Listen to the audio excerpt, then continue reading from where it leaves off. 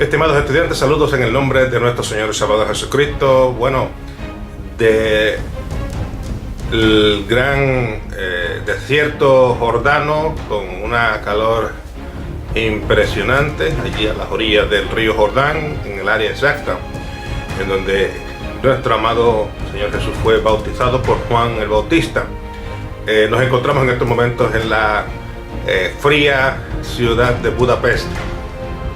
Hubiera querido yo tener esta presentación como la quería hacer originalmente, digamos, a las orillas del río Danubio, pero en esta mañana pues tenemos mucha lluvia y mucho frío. De hecho, allá afuera en estos momentos está a 0 grados de temperatura, así que hemos tomado la triste decisión de tener que grabar esta presentación desde aquí, desde el cuarto en el que me encuentro aquí en este hotel. Pero damos gloria al Señor y les doy la bienvenida a esta primera sesión de este curso de Historia de la Iglesia en un contexto global. Y cuando hablamos de la historia de la Iglesia, pues siempre tenemos que hablar acerca de sus comienzos. Casi siempre, por alguna razón, muchas personas, cuando hablan de la historia de la Iglesia, comienzan a hablar desde el periodo de los padres de la Iglesia en adelante, pero dejan afuera un periodo de tiempo que considero que es de los más importantes. Ese es el periodo de tiempo en el cual unas 12 personas que eran líderes y un grupo en total de más de 500 personas eran parte de un movimiento que habían comenzado a seguir a Jesús. Claro, la Biblia siempre nos habla de los 120 en el aposento alto, pero en realidad el grupo era mucho mayor que 120 personas. Estamos hablando de que era un grupo de alrededor de unas 500 personas. Así que comencemos entonces pues por ese comienzo, una vez nuestro Señor Jesús resucita, está con sus discípulos por un periodo de 40 días y luego es levantado. Así que cuando nosotros hablamos de la historia de la Iglesia, tenemos que decir que el Padre el Padre precisaba de un vehículo para traer redención, y es su Hijo quien cumple justamente con ese rol. Sin embargo, al pasar el tiempo, sabemos que como parte fundamental de ese plan de salvación era el establecer un ente en el cual se pudiese proclamar las buenas nuevas de salvación. Y vemos nosotros que esa es justamente la razón por la cual la Iglesia de Jesucristo existe en el día de hoy. El fundador de la Iglesia es Jesucristo y Él es quien dirige el destino de la misma. Así que, pese a que todos los historiadores, bueno, no digo todos, pero casi todos los historiadores y teólogos marcan como el momento en el que nace la Iglesia, digamos, el día de Pentecostés o la celebración de Shabbat. Yo soy de la opinión, esta es la opinión mía personal, de que la Iglesia realmente nace durante los 40 días en los cuales Cristo resucitado camina con sus discípulos, como lo vemos nosotros en los capítulos 20 y 21 del Evangelio según San Juan. Así que lo que vemos nosotros en ese periodo de tiempo es a Jesús que entra en medio de una sala de reunión, forma sorpresiva, y sopla sobre ellos y les dice: recibid el Espíritu Santo. Así que si Jesús te dice recibir el Espíritu Santo, yo creo que es una suficiente indicación de que en ese momento Él estaba dando el poder del Espíritu Santo a la Iglesia. Lo que sí vemos es que ese poder como que está, digamos por así decir, dormitante, o a la expectativa de que ocurriera un evento específico para que fuese activado. Pero ya el Espíritu Santo estaba entre ellos desde antes de la ascensión de Jesús al cielo. Váyate a Juan capítulo 20 y 21 y podrá entonces tener una idea más exacta y más clara de lo que me estoy refiriendo en estos momentos. Así que lo que vemos nosotros en el día de Pentecostés es la unción ya dada por Dios a la Iglesia a través de Jesucristo en acción, lo cual entonces trae como resultado el derramamiento del Espíritu Santo y el mover de la iglesia en una función evangelística a nivel local, regional y global. Contrario, digamos, al entendimiento moderno y posmoderno de la iglesia occidental, que afirma, digamos, mediante su liturgia y mediante su doctrina de fe, esta fe cristiana, digamos, de carácter romano. En realidad la fe cristiana tiene sus raíces en el judaísmo. Eso es lo que realmente es. Jesús era judío y también lo eran los 12 discípulos, los 12 apóstoles y los primeros líderes de la iglesia en Jerusalén. Por supuesto, la Biblia de los primeros cristianos era el Tanakh, lo que llamamos nosotros el Antiguo Testamento. Ellos observaron todas las costumbres y ritos hebraicos que ya existían en los tiempos del Antiguo Testamento y que pasaron durante todos estos años hasta llegar a la época de Jesús y los primeros apóstoles. La diferencia, digamos, entre los primeros creyentes y el resto, digamos, de los seguidores del judaísmo era la figura de Yeshua, la figura de Jesús. Era proclamado por los apóstoles como el esperado Hamashiach, el esperado Mesías. Y esta es la razón por la que se les llamaba a ellos con este seudónimo de los del camino, ya que ellos iban por los caminos hablando acerca de estas buenas nuevas, de este mensaje de salvación. Y por supuesto, esto pues causó mucha controversia dentro del judaísmo, el cual ya estaba fragmentado, porque estamos hablando de que ya en los momentos antes de Jesús aparecer en la escena, estaban los saduceos, estaban los fariseos, estaban los celotes, estaban los esenios, así que ya había fragmentación y básicamente este es un nuevo movimiento que nace dentro del judaísmo. Así que teniendo eso en consideración, entonces tenemos que hablar que mientras los seres humanos operamos en Cronos, nuestro Dios opera en Kairos. Y es debido a esta realidad que podremos nosotros ver en el comienzo de la fe de cristiana un campo fértil. Vamos a ver nosotros miles de personas quienes vinieron a los pies de Jesús, al conocimiento de la verdad, aún pese a que esto costó la vida de muchas de estas personas por causa del Evangelio. Pero fue indudablemente un momento kairos porque se esparció la palabra de Dios y corrió, digamos, como la pólvora en toda aquella región del mundo. Y esta era una época, por supuesto, de mucha controversia. Era una época de grandes presiones, tanto por el gobierno romano, por la cultura greco-romana, por los líderes religiosos judíos y por otros asuntos sociopolíticos de la época, los cuales, digamos, ejercían presión en todas estas personas quienes eran seguidores de esta nueva fe o quienes eran seguidores de Jesús, Yeshua, el Hamashiach. Así que justamente en ese momento vemos nosotros a un Jesús que llega a la escena en el cual, digamos, podía él capturar la atención de una sociedad que estaba desesperada en medio de un mar de problemas y situaciones socioeconómicas y religiosas. Y vemos que eso trasciende más allá de los 33 años de la vida de Jesús física en la tierra, trasciende los 3 años y medio de ministerio activo, llegando al momento en el cual los discípulos, quienes son los líderes establecidos por Dios para dirigir la iglesia, toman este rol de liderazgo. Así que, estando en esa circunstancia, vemos nosotros que Jesús asciende al cielo, los discípulos van a un aposento alto, y el día de Pentecostés el Espíritu Santo desciende sobre 120 personas reunidas justamente en el lugar en el cual muchos expertos indican de que fue el lugar donde se celebró la última cena.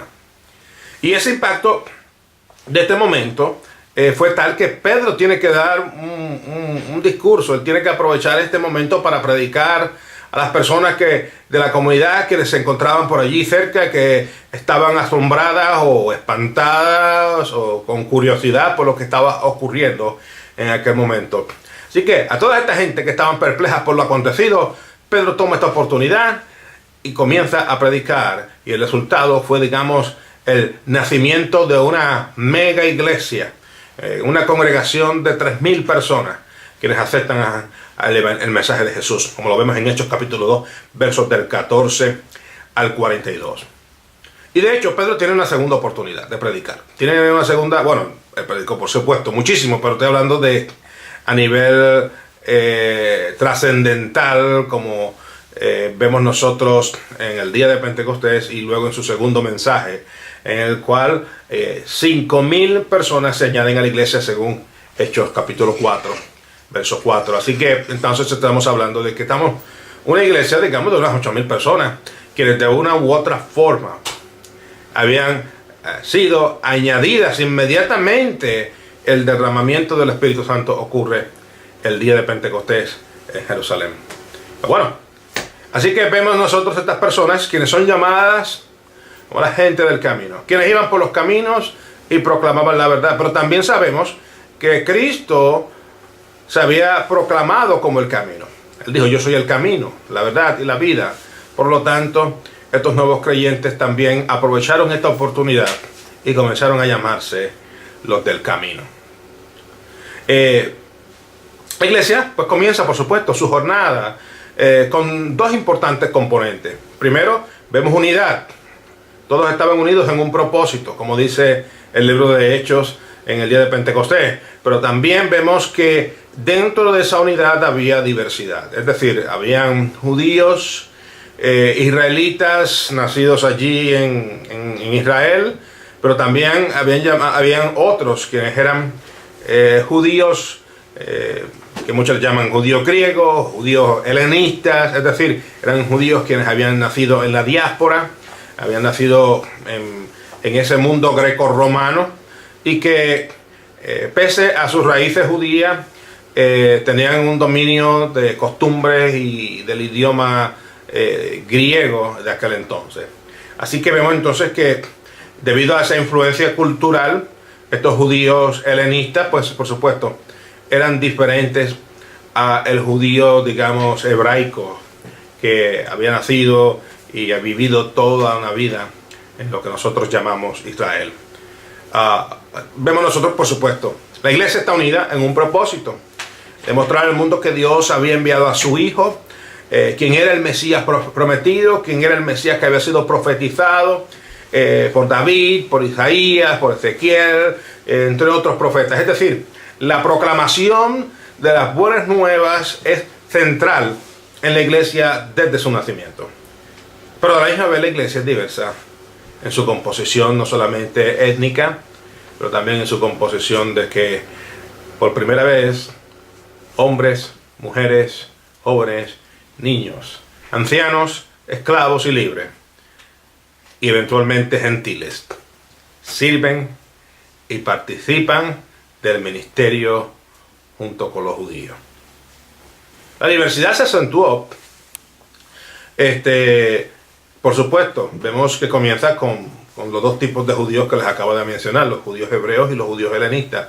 Pero eventualmente cuando Pedro va y le predica a Cornelio, eso abre una puerta a un capítulo nuevo en la historia, porque ya entonces estamos viendo que el plan de Dios no era sencillamente bendecir a la nación hebrea con las buenas nuevas de salvación, sino que el propósito era que la iglesia expandiese su rol de proclamación hacia el mundo gentil también.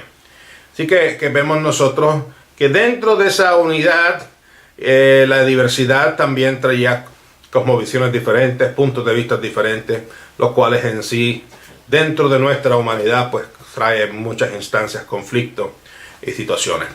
Vemos conflictos internos entre hermanos de la misma secta, lo vemos en Hechos capítulo 6, verso 1, y lo vemos nosotros también en formas externas, en el caso de las otras sectas, como lo mencioné anteriormente, los fariseos, los saduceos, los esenios y los celotes. Hay algo bien importante que tenemos que destacar, y es que los primeros creyentes nunca se sintieron fuera de la fe judaica. Muchas personas piensan que cuando cayó el poder del Espíritu Santo sobre los 120, que ya estas personas, quienes eran proclamadores de la verdad de Jesús y que lo proclamaban como Mesías, el Mesías prometido, que ya esa gente ya eran cristianos, que ya esas personas no eran practicantes de la fe judaica. Y eso está muy lejos de la verdad. En realidad, los primeros creyentes nunca se sintieron fuera de la fe judaica. Pedro y los demás apóstoles, incluyendo al apóstol Pablo, nunca promovieron una nueva religión o separación del judaísmo. Ellos básicamente lo que hicieron fue que le añadieron un nuevo sabor al judaísmo al proclamar que la era mesiánica había llegado. Y ejemplo de esto lo vemos nosotros en el libro de Hechos, en el capítulo 28, verso 20, en el que Pablo escribe la razón de sus sufrimientos, de sus persecuciones, de sus encarcelamientos. Era el poder, el proclamar que en Yeshua se cumplía la promesa dada a Israel de la llegada del Mesías. Y es por eso que vemos nosotros dentro de este estudio de las Escrituras la realidad de que la comunidad creyente de los primeros años del cristianismo, de la fe cristiana, nunca habían abandonado el judaísmo, ni siquiera el apóstol Pablo. Es bien importante eso destacarlo.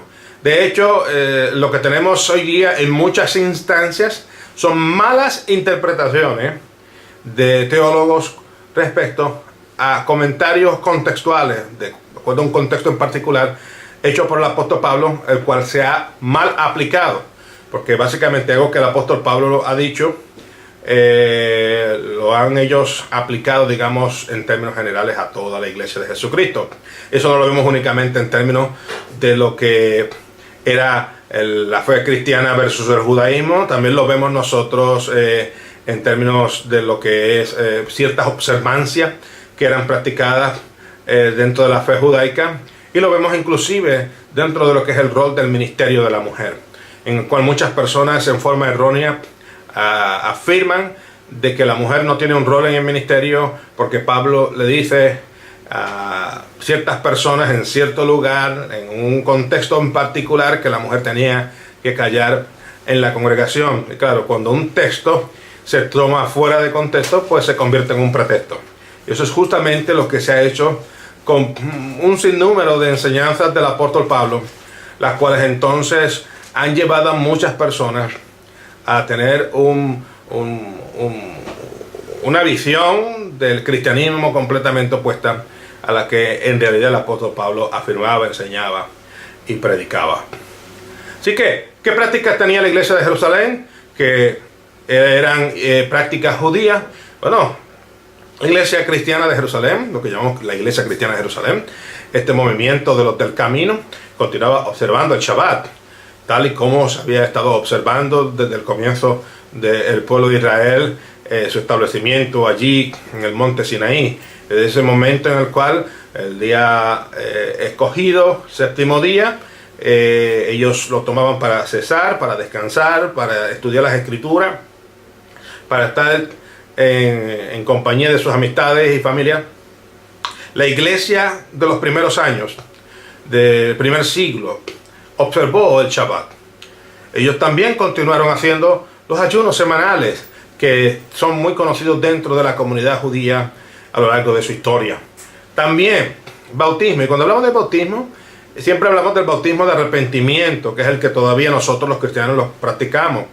El bautismo, digamos, que nosotros practicamos como cristianos, porque Juan el Bautista es el que hace famoso, más allá del judaísmo, el bautismo de arrepentimiento. Pero claro, dentro del judaísmo habían otra serie de bautismos. Había, por ejemplo, cuando Jesús fue bautizado, no fue bautizado porque él tenía algún tipo de pecado, porque Jesús no tenía pecado, sino que era un bautismo de comienzo del ministerio de Jesús. Y justamente eso es lo que vemos, que los bautismos continúan dentro de esta iglesia naciente. Vemos que las fiestas del Señor, lo que hoy muchos cristianos le llaman la fiesta judía, que no son fiestas judías, son las fiestas del Señor, Las fiestas como Pesach, como Shag HaMotzi, como Yom HaBikurim, como Shabbat, como Yom Teruah, Yom Kippur, Sukkot. Son fiestas que el Señor estableció para su pueblo y nosotros como pueblo del Señor. Así que eso es algo que, bueno, lo dejaremos para otra ocasión, pero yo soy creyente de que la iglesia ha perdido ese concepto de celebrar las fiestas del Señor.